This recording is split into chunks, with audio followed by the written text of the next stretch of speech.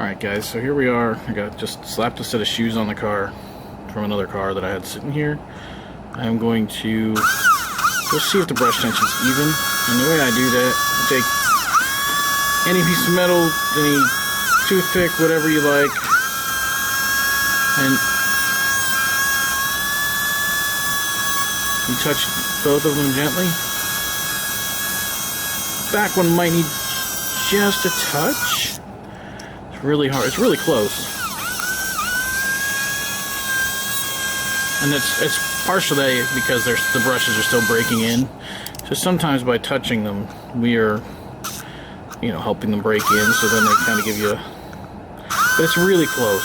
So the sanding apparatus will speed this up. Alright guys, I have hit my brushes with my sander. The next thing to do is to put the arm back in.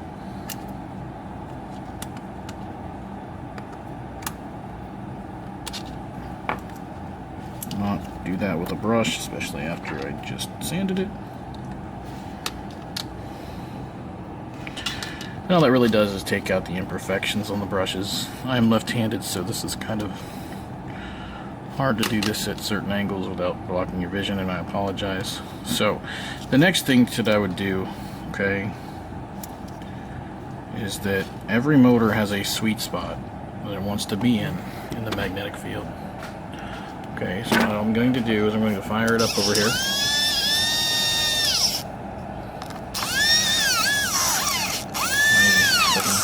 Hold things correctly. Put this over here.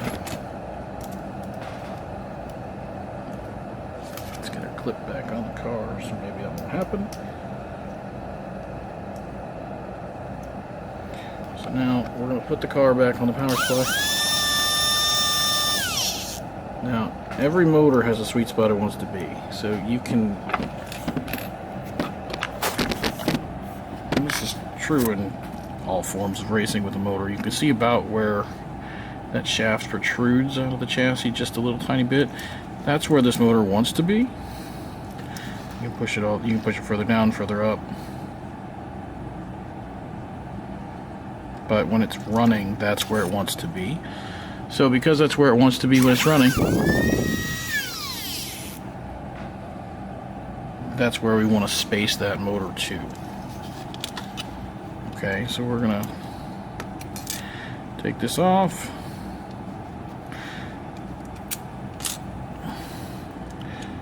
Now, by putting spacers in, what it does is it makes the motor want to stay in that spot, which is helpful, but it also makes it so that your motor can't bottom out if you put the top gear on enough, or with the dash armatures, it typically, you can hit the windings just barely.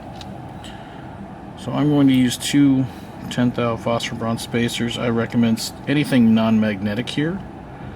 I use phosphor bronze because it's a wear item, because that is rubbing, and a lot of plastic spacers wear faster. So now we'll put the motor back in, and we'll see if I push it up. We'll see how far I can push it up. Clip on, but I hold the top plate in. See, I can push it down. I can still push it down. It wants to go down, ride a little further down than that. So we are going to put, that probably looks like about 5 thou.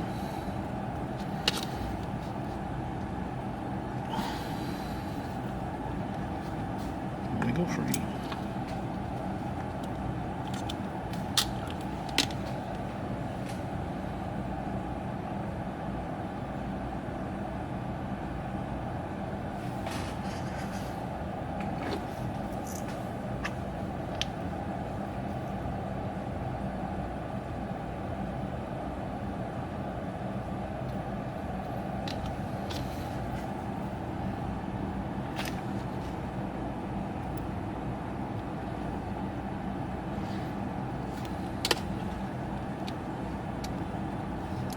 So now I'll hold the top plate in, push this motor all the way to the top. That's about right where I want to delay. You want to give it a little bit more than where it wants to sit. You want to give it a little play. Obviously, you can't make it too, you can't make it too restrictive, or else you get all kinds of issues going on. So now we are to the point where we're ready to put the 14-tooth gear on. I'm trying to break these into smaller segments for the uploading factor, so I'm going to stop here and I'm going to make it so that it's easier to upload. That is where I'm at. So we'll do that and we'll start working on the cluster shaft next.